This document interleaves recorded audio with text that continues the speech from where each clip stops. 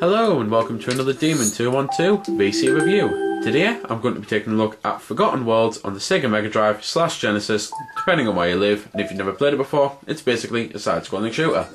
So at the start here you just push start, you've got 1P, 2P options auto fire on and off, satellite speed, game difficulty, things like that. And there we go then. So obviously 2-player, it is actually co-op, you can skip these story bits as you can see.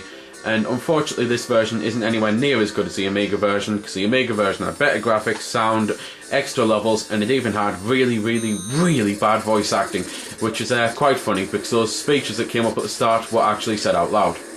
So the things that you're doing here, the controls are awful, I'll say, if you don't have a classic controller, because doing it on the Wiimote is impossible. Basically you've got one button to turn left, one button to turn right, you can hold it down and spin really fast if you want to.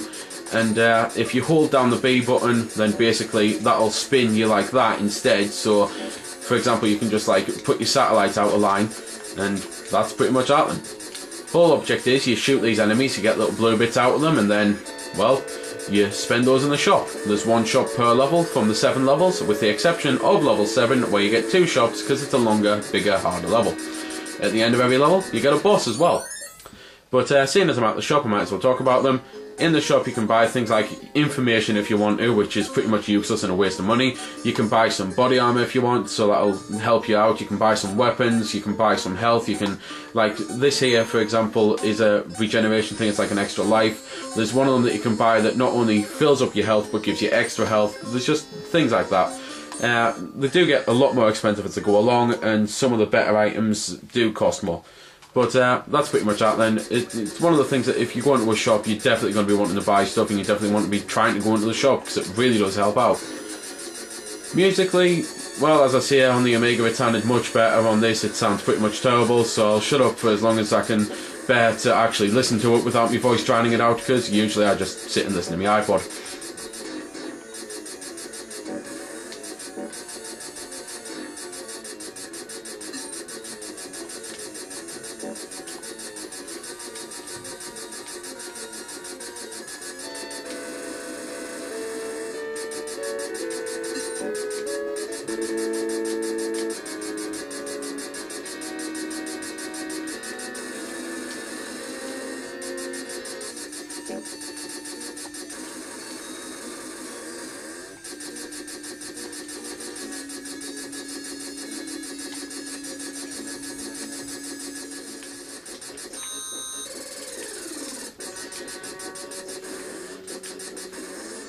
So there we go then, that was a bit of the music. The only thing I haven't mentioned is if you double tap the fire button, then you'll do some sort of like extra special attack that actually hurts you, it takes damage from you, and it doesn't really look like you're doing anything at all, but apparently it says it is actually doing something.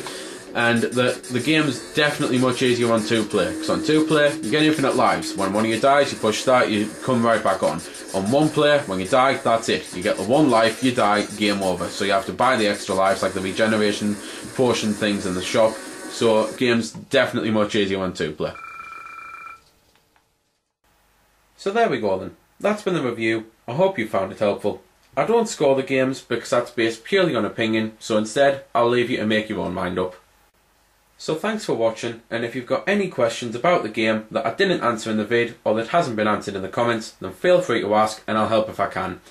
Also, if you did find it helpful, don't forget to check out my channel, because there's plenty more like this up there, and don't forget to subscribe because there'll be plenty more to come as well.